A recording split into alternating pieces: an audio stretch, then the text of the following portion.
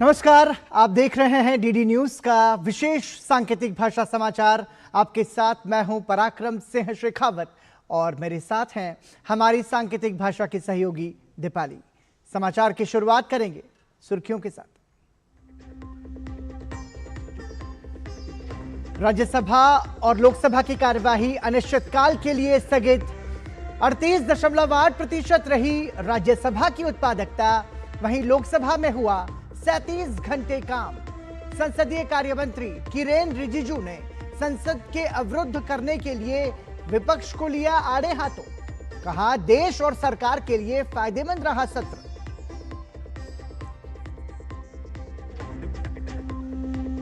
लोकसभा के बाद राज्यसभा से पारित हुआ ऑनलाइन गेमिंग संवर्धन एवं विनियमन विधेयक 2025। संविधान के 130 में संशोधन से संबंधित विधेयक को जेपीसी को भेजे जाने का प्रस्ताव राज्यसभा से भी पास।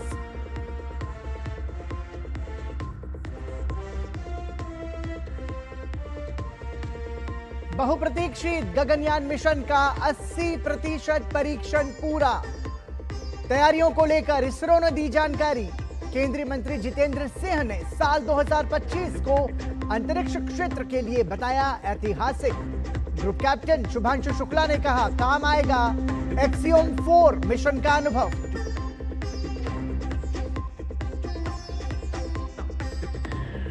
इंडी गठबंधन के उपराष्ट्रपति पद के प्रत्याशी बी सुदर्शन रेड्डी ने दाखिल किया नामांकन। एनडीए के उम्मीदवार सीपी राधाकृष्णन कल भर चुके हैं पर्चा। 9 सितंबर को चुनाव के बाद घोषित होंगे नतीजे।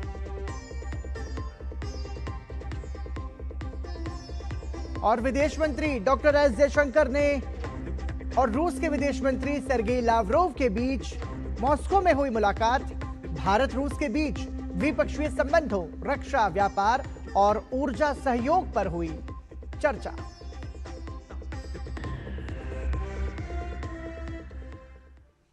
सुर्खियों के बाद खबरों पर नजर अब विस्तार से। आज संसद के मॉनसून सत्र का समापन हो गया। इससे पहले उपसभापति हरिवंश ने कहा कि इस सत्र में सदन की उत्पादकता 38.8% दर्ज की गई है। सत्र में 41 घंटे से अधिक यानी 38.88% ही कामकाज हो पाया। सदस्यों के समक्ष 285 प्रश्न पूछने का मौका था, लेकिन 14 प्रश्न ही उठाए जा सके। 14 विधेयक ही पारित हुए या लोकसभा को लौटाए गए। The productivity of this session stood at a disappointing 38.88%, something that calls for serious introspection. Members had the opportunity to raise 285 questions, 285 zero-hour submissions and 285 special mentions.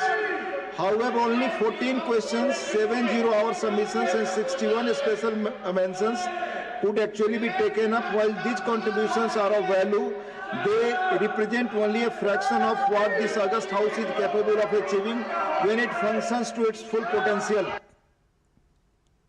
केंद्रीय मंत्री किरेन रिजिजू ने मॉनसून सत्र की समाप्ति पर प्रेस वार्ता करके सत्र की जानकारी दी।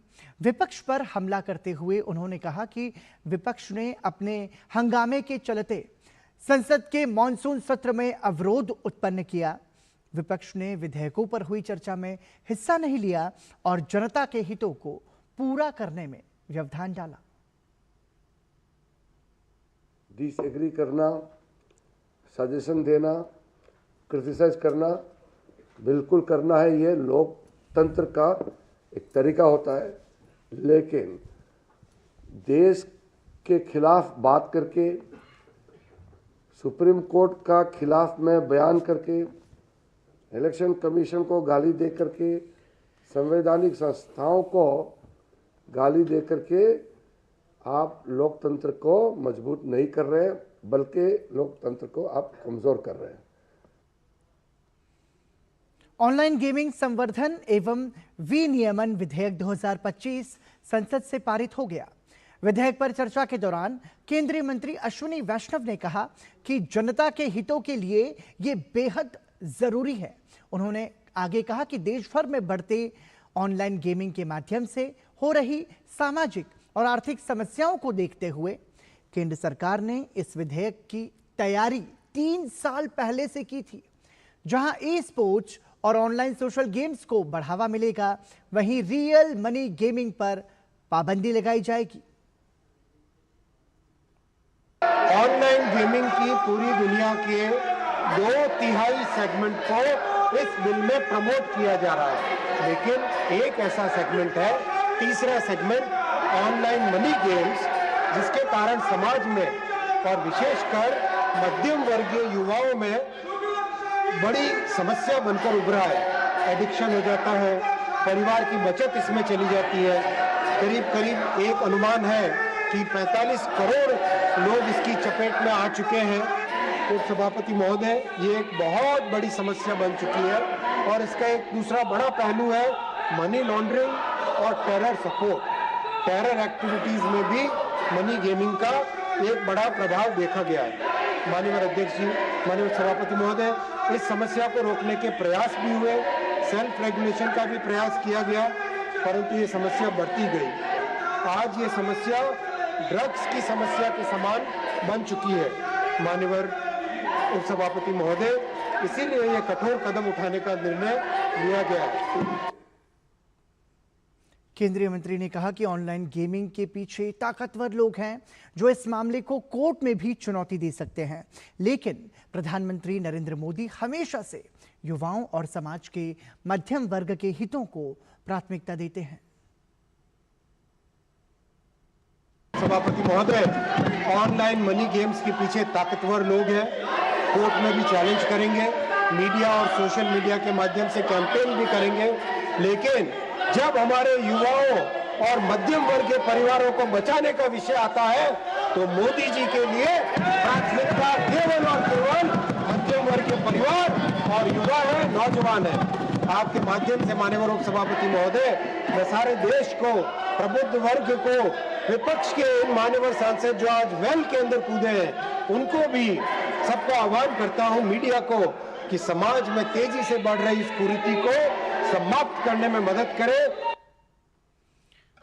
संसद से ऑनलाइन गेमिंग संवर्धन और विनियमन विधेयक पारित हो गया है। केंद्रीय मंत्री अश्विनी वैष्णव ने बिल पास होने के लिए सभी सांसदों और प्रधानमंत्री नरेंद्र मोदी को धन्यवाद दिया। उन्होंने कहा कि ऑनलाइन गेमिंग के माध्यम से जो नशा युवाओं में फैल रहा था, संसद ने आज उससे मुक्ति दिलाई है। साथ ही उन्होंने ई स्पोर्ट्स को प्रमोट करने की भी बात कही। हमारे मध्यम वर्गीय परिवारों को, मिडिल क्लास फैमिलीज को और युवाओं को, छात्रों को, उन सबको जो एक बहुत बड़ा नशा समाज में फैल रहा था ऑनलाइन मनी गेमिंग का, उससे मुक्ति दिलाई है। और साथ ही साथ ई स्पोर्ट्स और ऑनलाइन सोशल गेमिंग जो कि समाज के लिए उपयोगी है, उसको प्रमोट करने के लिए अथॉरिटी बनाने वाला बिल आज पास किया है। मैं संसद के सभी सदस्यों को इसके लिए धन्यवाद देना चाहूँगा। मैं प्रधानमंत्री श्री नरेंद्र मोदी जी को मिडिल क्लास परिवारों के लिए लिए गए लगातार जो निर्णय लिए हैं उसके लिए धन्यवाद करना चाहूँगा, अभिनंदन करना चाहूँगा। बुधवार को लोकसभा में ऑनलाइन गेमिंग संवर्धन और विनियमन विधेयक पारित कर दिया गया। इस विधेयक का उद्देश्य ई स्पोर्ट्स और ऑनलाइन सोशल गेम्स को बढ़ावा देना है। इस विधेयक के पारित हो जाने से लोग काफी खुश हैं। खासतौर से अभिभावक इसे सरकार की अच्छी पहल बताते हुए इसका खुशी से स्वागत कर रहे हैं। बहुत अच्छी सार्थक पहल है। इससे तो हम लोग को अच्छा रहेगा कि हमारे बच्चे तो इधर उधर की चीजें नहीं देख पाएंगे, गेम नहीं देख पाएंगे। बहुत अच्छी पहल है, मगर इसको अमल में आ जाए तो, अमल में ले आए तो। ऐसा नहीं है कि आप कर लेंगे उसके बाद तुम्हें ध्यान ना दिया, मैंने तो ये ला दिया, एक स्पोर्ट्स चैनल ला दिया, स्पोर्ट्स चैनल खेल रहे हैं, फिर आगे आप बाद में आप देखेंगे कि और सभी गेम चल रहे हैं। इनको सबको एग्जैक्टली बंद करना ही होगा और सोच समझ के और कायदे से बंद करना होगा। गेम का मतलब है बच्चों के हित के लिए होगा तब तो ठीक है, लेकिन जो अदरवाइज गेम हैं कंपनियों के, अदरवाइज जो जैसे आते हैं, वो गेम बंद करा देना चाहिए।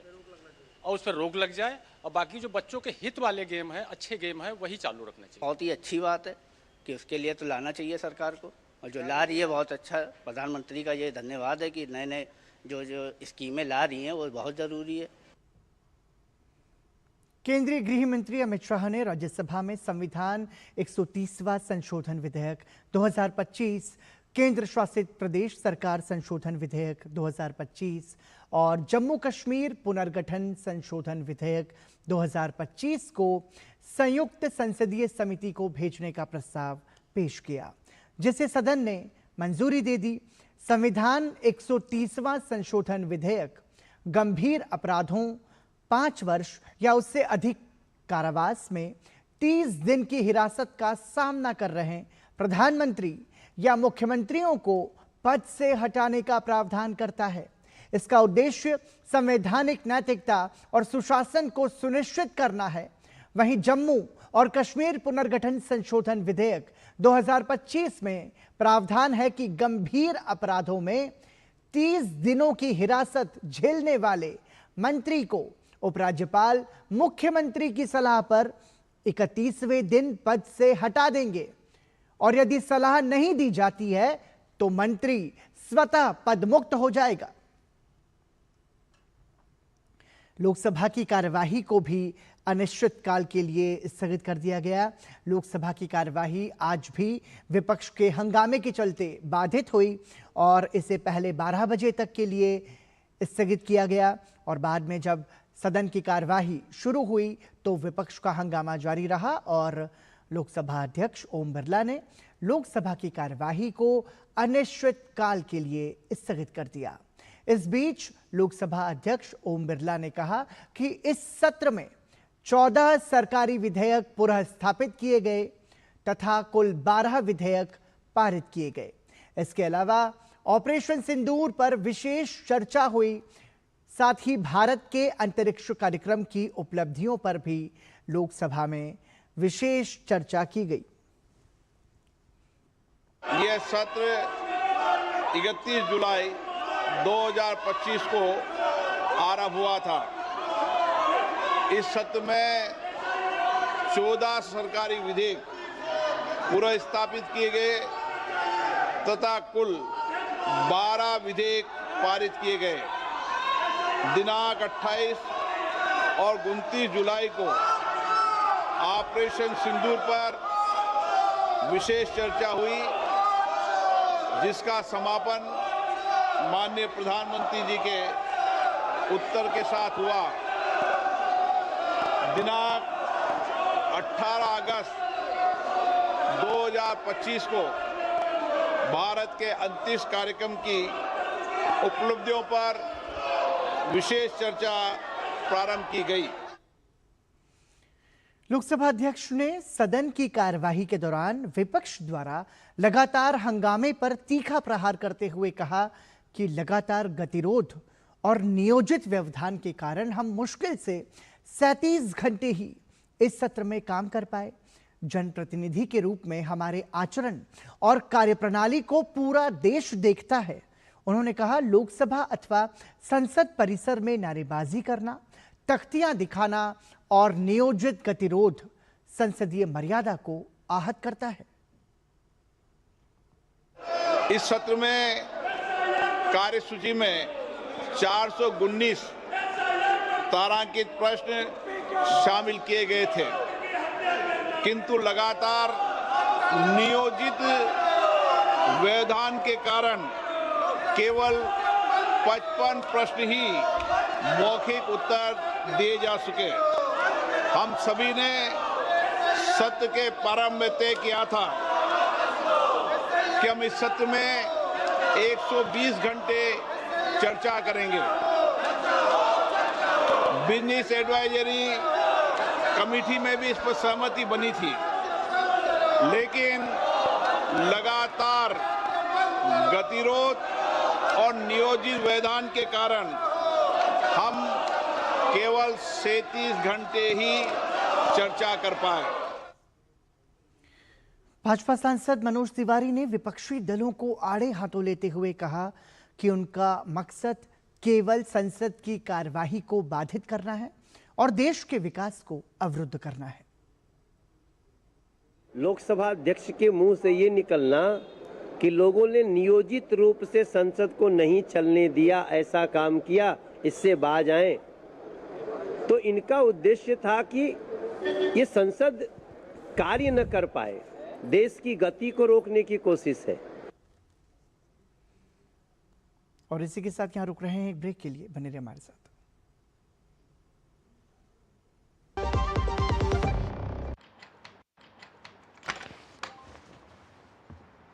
बोल बोल के थक गया। क्या हुआ? नया किडबैग चाहिए। तो पहले कैप्टन से बोलो, नहीं सुना तो मैनेजर से। करेक्ट। तो ऐसे ही पहले शिकायत बैंक से करें, 30 दिनों में जवाब या समाधान ना मिलने पर CMS पोर्टल पर शिकायत करें। तो पहले बैंक फिर CMS पोर्टल, नहीं तो शिकायत होगी नामंजूर। चले ले आ गया ना किडबैग। RBI कहता है पहले अपना बैंक फिर RBI ओम्बुड्समैन। जब धरती चीर कर निकलता है लोहे का पत्थर और मिलता है मोंगिया के जोश से, फिर तपता है, पिघलता है और बनता है फौलाद। अब होता है सरिया सारी खूबियों के साथ। मोंगिया स्टील, मजबूत देश का मजबूत सरिया। एक बार फिर आपका स्वागत। आप देख रहे हैं DD न्यूज का विशेष सांकेतिक भाषा समाचार। गगनयान मिशन को लेकर प्रेस वार्ता में जानकारी देते हुए केंद्रीय मंत्री जितेंद्र सिंह के अनुसार 2040 में भारत चांद पर कदम रखने जा रहा है और अंतरिक्ष में ये भारत की बड़ी सफलता होगी।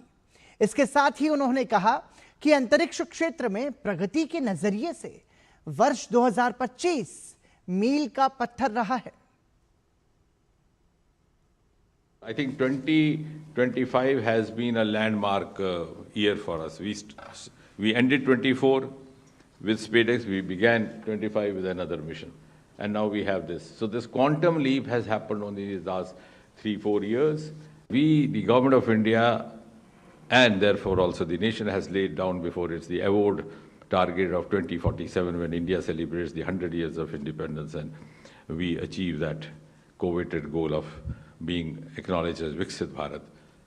But ladies and gentlemen, just 7 years before that, we'll have an Indian landing on moon and declaring from the surface of moon that took care, Viksit Bharat is in the coming. So that's going to be the importance of space. ISRO के अध्यक्ष ने कहा कि Gaganyaan mission तकनीकी रूप से काफी मुश्किलों भरा रहा है। उन्होंने कहा कि 80% परीक्षण पूरे हो चुके हैं और 20% मार्च 2026 से पहले पूरे होने की उम्मीद है। It is a very technologically intensive, complex mission. Lot of work is done in human rating of the vehicle, vehicle health management system development, orbital module development, crew escape system development, environmental control and safety system development, parachute development, human-centric product development. In fact, I'm happy to say that almost 80% tests are completed and 20% tests are targeted before March 2026. And this year, we have done, in the recent past, last 4 months, lot of accomplishments are done in this area, and the first uncrewed mission, G1, is going to be lifted off this year end, maybe close to December. Axiom 4 mission पर group captain Shubhanshu Shukla ने कहा कि 2 हफ्ते अंतर्राष्ट्रीय अंतरिक्ष station पर बिताने के दौरान हमने कई प्रशिक्षण किए। शुभांशु शुक्ला ने कहा कि मानव अंतरिक्ष मिशन को अंजाम देने का फायदा केवल प्रशिक्षण से कहीं ज्यादा है। पिछले 1 साल में जो भी जानकारी इकट्ठा की गई है वो गगनयान और भारतीय अंतरिक्ष स्टेशन के लिए बेहद उपयोगी है। For the 2 weeks on the ISS, the work that we had, the job that we had was we had to perform the experiments that were conceived, developed, and realized by the Indian researchers, and also to perform STEM demonstrations and just capture photographs and videography to bring it back to you. So that was the primary job while we were up on the station. To execute this mission profile, we were training at various places, and it was distributed. So we were at NASA, European Space Agency, and also we traveled to Japan for executing the training for the International Space Station. Group captain Prashant B Nair ने Gaganyaan mission को महत्वपूर्ण बताते हुए कहा कि आने वाला भविष्य स्पेस का है। When you see Bharat from top above, it's really beautiful. There's a reason why this ancient land has been providing guidance to the entire world since a long time. It's because we believe in the oneness of humanity. That's what space gives us. That's what our future is going to give us in the space program. That's what our children will give us by being inspired here today. Not just in STEM research, but also in the arts, whether it's space management, whether it's culture, whether it's space diplomacy. पूर्वोत्तर क्षेत्र connectivity और विकास की एक नई सुबह देख रहा है। प्रधानमंत्री नरेंद्र मोदी के नेतृत्व में भारतीय रेलवे ने मिजोरम के लंबे समय से संजोए सपने को साकार किया है। भारत का पूर्वोत्तर मनमोहक सुंदरता, जीवंत संस्कृति और अप्रयुक्त संभावनाओं का देश। दशकों से मिजोरम भारत के हृदय से और भी अधिक निकटता से जुड़ने का सपना देखता रहा है। 2014 में प्रधानमंत्री नरेंद्र मोदी ने ऐसे ही एक सपने की आधारशिला रखी थी। एक ऐसा सपना जिसके अनुसार कनेक्टिविटी पूर्वोत्तर के लिए समृद्धि का द्वार खोलेंगी। वह सपना हकीकत में साकार हुआ है। मिजोरम में 1 मई 2025 को 51.38 किलोमीटर लंबी बैराबी सेरांग रेलवे लाइन का पहला ट्रायल रन सफल रहा है। Ultimately, this project has been completed, and very soon the railway movement is going to start. We are trying that by September, regular movement of passenger trains will start from this, and the people of Mizoram, the students and the businessmen, everybody will be greatly benefited by this movement of trains. इस परियोजना का गौरव है पुल number 196। घाटी से 114 metre ऊंचा यह पुल दिल्ली के कुतुब मीनार से भी 42 मीटर अधिक ऊंचा है। It's very difficult to bring all the materials from different parts of the country here. So the engineers, they had to build an entire road from the hills down to the valley, and then they had to begin the construction. And constructing a 114-meter pier in this kind of location is very difficult. ये सुरंगें केवल concrete की दीवारें नहीं हैं, इन्हें मिजो संस्कृति के सुंदर चित्रों से सजाया गया है। यहाँ की हर रेल यात्रा परंपरा और प्रगति का उत्सव बन जाती है। यह परियोजना तेज और किफायती यात्रा का मार्ग खोलेगी। व्यापारियों और छोटे व्यवसायों को अवसर मिलेंगे। पर्यटन और सांस्कृतिक आदान प्रदान को बढ़ावा मिलेगा। For this railway line, Mizo people will be the main beneficiaries because this railway line will be connected to every part of India. यहाँ आने में बाई रोड इतना दिक्कत है, अभी ट्रेन आ जाने से हम लोग को इतना परेशानी दूर हो जाएगा। मैं सरकार को धन्यवाद देना चाहता हूँ इतना जल्दी जो ये प्रोजेक्ट किया है। प्रधानमंत्री मोदी का संदेश स्पष्ट रहा है। कनेक्टिविटी उत्तर पूर्व को बदल देगी। शिलान्यास से लेकर उद्घाटन तक उनके नेतृत्व ने मिजोरम का रेल सपना साकार किया है। बैराबी सैरांग रेल लाइन के साथ मिजोरम केवल पटरियों से नहीं जुड़ा, बल्कि भारत की विकास गाथा से जुड़ा है। प्रधानमंत्री नरेंद्र मोदी की ये दूरंदेशी जो स्वप्न था, ये उनका जो ड्रीम प्रोजेक्ट था, जो 2014 में उन्होंने स्थापित किया था, अब 2025 में पूरा हो चुका है और जिसके कारण मिजोरम के लोग बहुत ही खुश हैं। कैमरा पर्सन लक्ष्मण राजपूत के साथ नंदिनी शकुंतला, डीडी न्यूज, आइजॉल, मिजोरम। जयशंकर ने गुरुवार को रूस के विदेश मंत्री सर्गेई लावरोव से मॉस्को में मुलाकात की। इस दौरान दोनों नेताओं ने न केवल द्विपक्षीय संबंधों की समीक्षा की, बल्कि क्षेत्रीय और वैश्विक मुद्दों पर भी अपने विचार साझा किए। दोनों मंत्रियों ने क्षेत्रीय सुरक्षा, एशिया प्रशांत में स्थिरता और बहुपक्षीय मंचों पर समन्वय जैसे मुद्दों पर भी चर्चा की। ये बैठक ऐसे समय हुई जब भारत रूस रिश्ते कई क्षेत्रों में, खासकर रक्षा, व्यापार और ऊर्जा में गहराते जा रहे हैं। रूस के विदेश मंत्री सर्गेई लावरोव ने कहा कि हम एक दूसरे को विशेष रूप से विशेषाधिकार प्राप्त रणनीतिक साझेदार मानते हैं और मुझे लगता है कि व्यवहार में हम अपने संबंधों की इस परिभाषा पर पूरी तरह से खरे उतरते हैं। वहीं दूसरी तरफ डॉक्टर एस जयशंकर ने कहा कि बैठक हमारे राजनीतिक संबंधों के साथ साथ द्विपक्षीय संबंधों पर भी चर्चा करने का अवसर प्रदान करती है और हमने अपने द्विपक्षीय सहयोग के कई मुद्दों पर चर्चा की और कई समाधान भी निकाले।